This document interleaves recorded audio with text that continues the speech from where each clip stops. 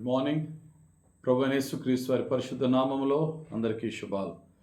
ఈరోజు మన అనుదిన ఆత్మీయ ఆహారంగా కొరింథీయులకు రాసిన 2వ పత్రిక 12వ అధ్యాయము 21వ వచనాన్ని ధ్యానించుకుందాం.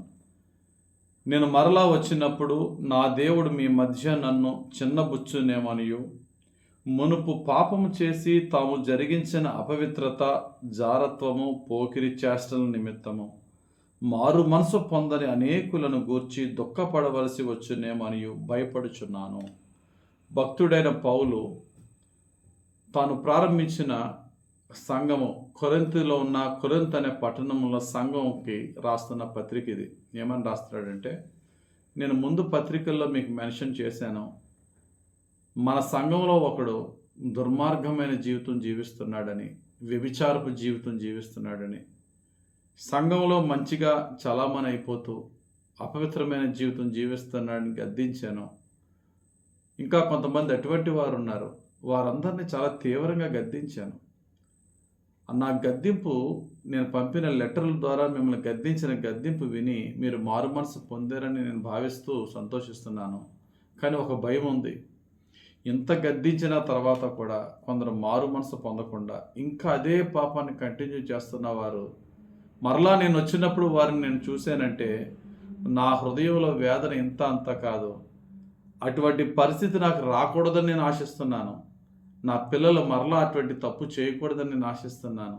ఇంకా మీలో అటువంటి పోకిరి చేష్టల నిమిత్తము మారు మనసు పొందని అనేకులను గూర్చి దుఃఖపడవలసి ఉన్నదేమో అని భయపడుచున్నాను. ఒకడు కాదట, ఇంకా మారు మనసు పొందని అనేక మంది మీలో ఉన్నారేమో అనే భయం నాలో ఉన్నది అంటున్నాడు.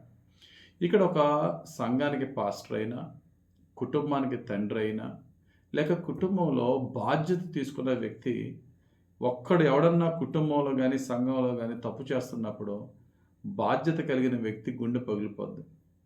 ఆ వ్యక్తి ఎంతో దుఃఖపడతాడు, ప్రార్థన చేస్తాడు, గద్దిస్తాడు, అరే నాయనా మారరా అని.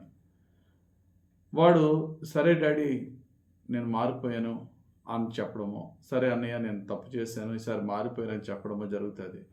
కానీ వాడు ఏం చేస్తాడంటే, కొంతమంది ఆ గద్దింపును పైకి జస్ట్ నాన్న సంతోషపరచడానికి అన్నయ్యనేదో తన మాట కాదనలేకు అంటారు. ఈసారి రహస్యంగా పాపం చేస్తూ ఉంటారు. దేవునికి భయపడరు, తల్లిదండ్రుల మాటను పెద్ద సీరియస్గా తీసుకోరు. మరలా అదే పాపాన్ని మరలా చేయడం తండ్రి చూసినప్పుడు, లేక ఆ సహోదరుడు చూసినప్పుడు ఎంత వేదన కలుగుతుంది. అటువంటి వేదన నాకు కలగకూడదు అని పౌలు భక్తుడు ఆయన రాసిన పత్రిక కొరింథీ సంఘానికి రాసిన మరొక 2వ పత్రికలో చెప్తున్నాడు. కొన్ని కుటుంబాలు మనం చూడొచ్చు. ఏమంటారంటే, నా లైఫ్ నా ఇష్టం అండి అంటారు. తండ్రి గద్దేస్తాడు, ఏంట్రా ఇలా చేస్తున్నావు అని తండ్రి గద్దిస్తాడు. నా లైఫ్ నా ఇష్టం అంటారు. ఇక్కడ గమనించండి, కుటుంబంలో నేను ఎదిగాను, చిన్నపిల్లోడినేం కాదు, నా లైఫ్ నాకు ఇష్టం, నా ఇష్టం అంటే ఒక్కడ చేసిన తప్పు వల్ల కుటుంబం అంతా సఫర్ అవ్వాల్సి వస్తుంది. ఎలీ అని ఒక గొప్ప దైవ సేవకుడు ఉన్నాడు. ఆయనకి 2 కొడుకులు ఉన్నారు, హొఫ్నీ, ఫినెహాసు. దుర్మార్గులు తండ్రి చెప్పిన మాట వినకుండా చేశారు. చివరికి ఏమైంది తెలుసా? వాళ్ళ పాపం వల్ల వారిని దేవుడు చంపాడు. వాళ్ళ తండ్రి చనిపోయాడు. వారి పిల్లలు తండ్రి లేని వాళ్ళు అయిపోయారు. యాజకత్వం ఆ కుటుంబం నుంచి దేవుడు తీసేశాడు. ఆ కుటుంబం శాపగ్రస్తమైన కుటుంబం అయిపోయింది. నా ఇష్టం, నా జీవితం అనుకున్నారు. కానీ వారి కుటుంబాలు వంశావళికే శాపాన్ని తెచ్చారు. ఎప్పుడైనా సరే ఒకడు పాపం ఆడుతో పోదు, వాడికి అటాచ్ అయిన వాళ్ళందరికీ ఇబ్బంది అవుతుంది. నా ఇష్టం అనుకుంటున్న యవనస్తులు తెలుసుకోవాలి, వాళ్ళ వల్ల ఎంతమంది కుటుంబం ఎంత నష్టపోద్దో. కొంతమంది తండ్రులు అలా ఉంటారు, కొంతమంది పిల్లలు అలా ఉంటే కొంతమంది తండ్రులు అలా ఉంటారు. దావీదు భక్తుడు చేసిన ఒక తప్పు వల్ల కుటుంబంలో వంశ పారంపర్యంగా యుద్ధాలు వస్తూనే ఉన్నాయి. దేవుని శాపాన్ని పొందుకున్నాడు.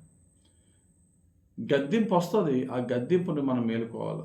దావీదు నాతాన్ అనే దైవ సేవకుని గద్దింపుకి లోబడ్డాడు, మారు మనసు పొందాడు, మరలా దేవుని క్షమాపణ పొందాడు. కానీ చేసిన తప్పు యొక్క కాన్సిక్వెన్సెస్, విపరీతమైనటువంటి పర్యవసానం పిల్లలు అనుభవించవలసి వచ్చింది.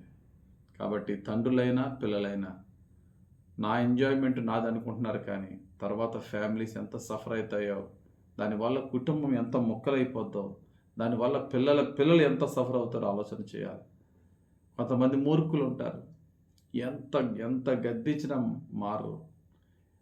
ఇశ్రాయేలీయులు అన్య స్త్రీలతో వ్యభిచారం చేస్తున్నప్పుడు దేవుడు తెగులు రప్పించి ఎంతోమందిని హతమార్చినప్పుడు అయినా సరే వారి వ్యభిచారం మానకుండా జిమ్రీ, కొజ్బీ అనే వ్యక్తులు మన జీవితం మనం చూసినట్లయితే ఆ మిథ్యానీయులతో వీళ్ళ పాపం చేస్తున్న ఆ యొక్క పరిస్థితులను బట్టి ఇంకా ఒక ప్రక్కన ఎంతమంది చస్తున్నారా, ఇంకా మీరు వ్యభిచారం మానరా అని చెప్పి భక్తుడైనటువంటి ఫినేహాసు రోషం కలిగి వారిని హతమార్చడం మనం చూస్తున్నాం.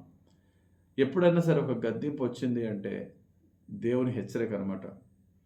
ఎవరో ఒక పాస్టర్ ద్వారానో ఒక ఫ్రెండ్ ద్వారానో మనం చేసిన తప్పుని ఎక్స్పోజ్ అయ్యి గద్దింపు వస్తుంది. ఆ గద్దింపు ఏంటంటే దేవుడు కొట్టే ముందు ఎవరో ఒకరితో గద్దిస్తాడు.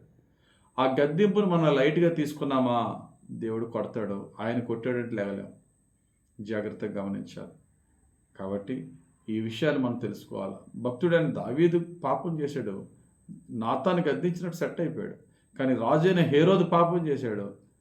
బాప్తిసం ఇచ్చి యోహాను వెళ్ళి నువ్వు చేసిన తప్పు, మీ తమ్ముడు భార్యను తెచ్చుకున్నావు, చాలా దుర్మార్గమైన క్రియ అంటే గద్దించినందుకు దైవ సేవకుని తల నరికి చంపించాడు. కొంతమంది దుర్మార్గులా ఉంటారు.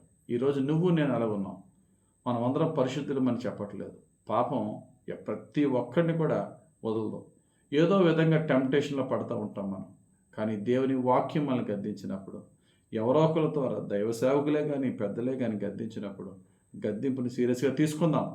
దేవుడు శిక్షను పంపించక ముందు ఈ వ్యక్తిని నాకు పంపించి ఈ వాక్యం ద్వారా నన్ను దేవుడు గద్దిస్తున్నాడు, ఇప్పటికైనా నా పాపాన్ని, నేను రహస్యంగా చేస్తున్న పాపాన్ని విడిచిపెట్టి దేవునికి మహిమార్థంగా ఏ వ్యక్తి అయితే నన్ను గద్దించారో మరలా ఆ వ్యక్తి నన్ను చూసినప్పుడు ఆయన సంతోషించేలా నేను మారిపోవాలనే జీవితం, ఆ మంచి మనసు మనలో ఉంటే మన మారు మనసు మనకి దీవెన తెస్తుంది. మన వల్ల మన కుటుంబాలు దీవింపబడతాయి. కుటుంబము, మనం యజమానులమైతే మన కింద ఉన్న పనివారు అందరూ దీవింపబడతారు. కాబట్టి ప్రియులారా, గద్దింపుని మనం నిర్లక్ష్యం చేయొద్దు. పాపం చేయడం సహజమే, కానీ మారు మనసు పొందకపోవడం ఇంకా దుర్మార్గం. మారు మనసు పొందుదాం, చేసిన పాపాన్ని విడిచిపెడదాం. దేవుని శిక్షకు బదులుగా ఆయన క్షమాపణ, ఆయన దయను, ఆయన కృపను పొందుకుందాం. దేవుడు తన పరిశుద్ధ వాక్యం దీవించి మనందరికీ ప్రతి చిన్న పాపం నుండి మారు మనసు ఇచ్చి యేసయ్య సాక్షులుగా మనల్ని జీవింపచేయను గాక. ఆమేన్. ప్రార్థన చేసుకుందాం. ప్రేమ కలిగిన తండ్రి, నీకు వందనాలయ్యా. మీరు ఇచ్చిన ఈ వాక్యం బట్టి స్తోత్రాలు. కొరింథు సంఘములో తండ్రి చక్కటి భక్తులుగా చలామణి అయిపోతూ కూడా పాపాలు, వ్యభిచారాలు, జారత్వాలు చేస్తున్న వారిని పౌలు గారు చాలా తీవ్రంగా గద్దించారు. అయినప్పటికీ మరలా నేను అక్కడికి వెళ్ళేటప్పుడు ఏ పాపాలు కనుక వారు కంటిన్యూ చేస్తే నేను ఎంతో దుఃఖపడవలసి వస్తుంది, దయచేసి మారండి అని మరలా 2వ పత్రిక పంపించారు. మా జీవితంలో కూడా అయ్యా, నీవు పంపిస్తున్న గద్దింపులకు మేము లోబడి మేము చేస్తున్న తప్పులను, పాపములను సంపూర్ణంగా విడిచిపెట్టి నీ ప్రీతికరంగా మారి పరలోకపు తండ్రివైన నీకు భూమి మీద ఉన్న మా తల్లిదండ్రులకు, భార్యాభర్తలతో, తోబుట్టులకు సంతోషకరంగా, దీవెనకరంగా మేము జీవించే భాగ్యం మాకు దయచేయమని యేసుక్రీస్తు ప్రభు పరిశుద్ధ నామములో ప్రార్థించి వేడుకొనుచున్నాం తండ్రి. ఆమేన్. తండ్రి యొక్కయు, కుమారుని యొక్కయు, పరిశుద్ధాత్మ దేవుని అభిషేకం ఇప్పుడు ఎల్లప్పుడూ మనల్ని అభిషేకించి, రక్షించి, కాపాడి దీవించును గాక. Amen. God bless you. Have very blessed day.